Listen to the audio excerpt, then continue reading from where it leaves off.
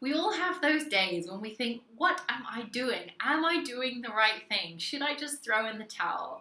And if that's one of those days for you, this episode is for you.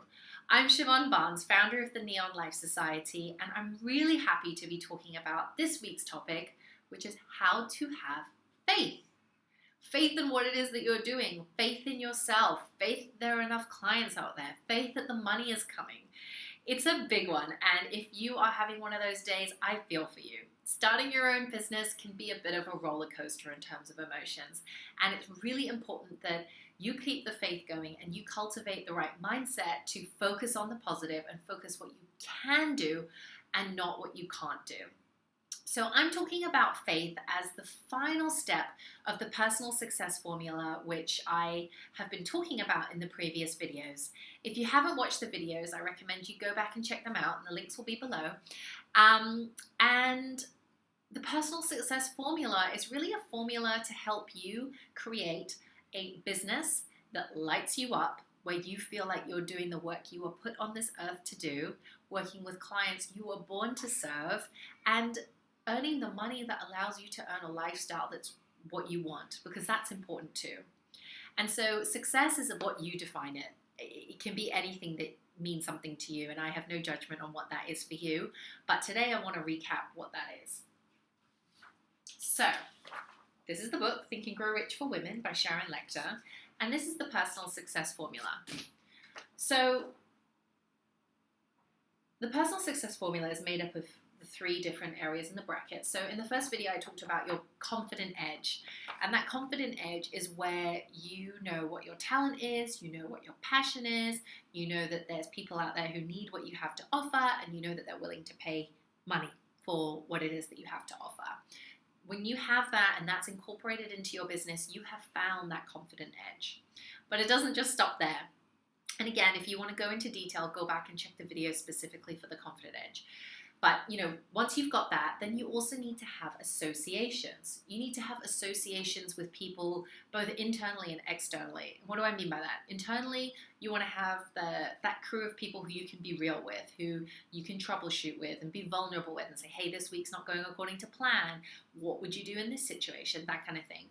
And then you also want to have people externally, in your industry who you're connecting with and building a relationship with, and who are able to support you in building yourself up in that new industry. So that's associations. Then you've got action, right? So that's actually taking action and implementing your ideas, acting out on whatever it is that you think you can see and you visualize as an opportunity, because action is super, super important.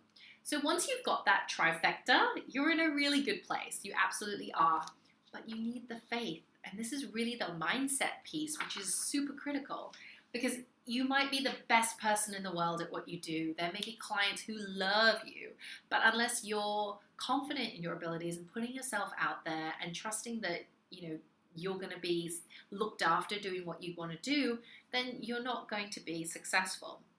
And I'm a really big believer in everything happens for a reason, absolutely, but you are the master of your destiny. You know where it is that you want to go. So if you have a goal to start a business that is in alignment with who you are, it uses your gifts and talents, and it serves people that you want to serve, the track to that is going to be fluid. Like, your approach is going to be fluid, but the end goal is going to be there.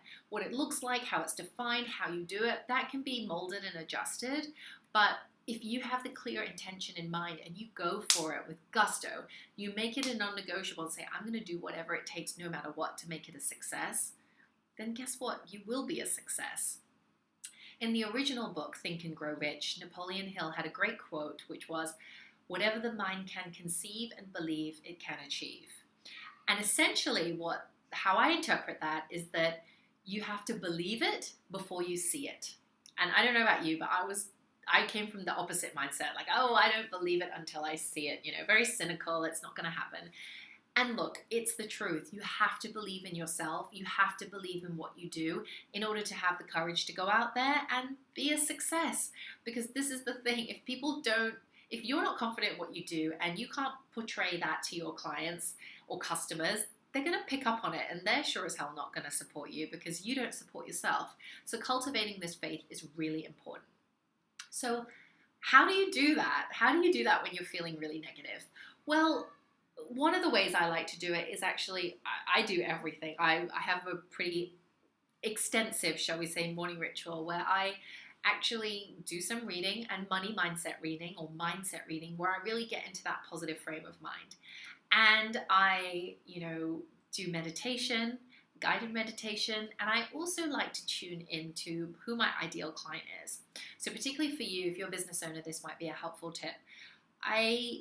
When I'm able to really feel into who my ideal client is, and I'm really clear, she has a name, she's Amy Wong, she's 32, she lives in Hong Kong, a lawyer, she's very successful, but wants to start a more creative business, maybe graphic design, but she comes from a Chinese background and her parents have expectations and finds it hard to break free of that mold. Like, I have her in my mind. And when I, read the day in the life of her that I've written out based on my market research and my own personal experience, I find that I can have nothing but faith because I'm able to really tune back into how I can help Amy. Like, what is it that I need to say, do, show up? What's the message? What are the videos I create? What are the trainings I create? What are the programs I create to be able to help more women like Amy? And when I do that, I find that I can't help but have the faith. So as a business owner, you might want to try that. Who is it that you want to serve, and how can you figure out ways to focus on how you can serve that person as a means to keep the faith? And what else do you want to try? Like, leave a comment below. What do you do to cultivate faith in your business, and what works for you? And what areas in your business do you not have faith? Is it that there aren't clients out there? Is it that they're not willing to pay? Is it that this is just a pipe dream and not going to happen? Yeah, like, what is it? Like, let's have a conversation around it, because sometimes when we look at these things in the light, they're actually not as scary and there's not much truth to them. So leave a comment in the blog, in the link below.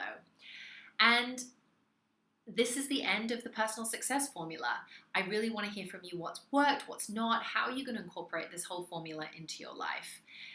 Keep going for that business dream of yours. There is nobody else in the world who can do what you do the way that you do it. Your clients are waiting for you to figure it out so that they can actually have the experience of working with you or using your products.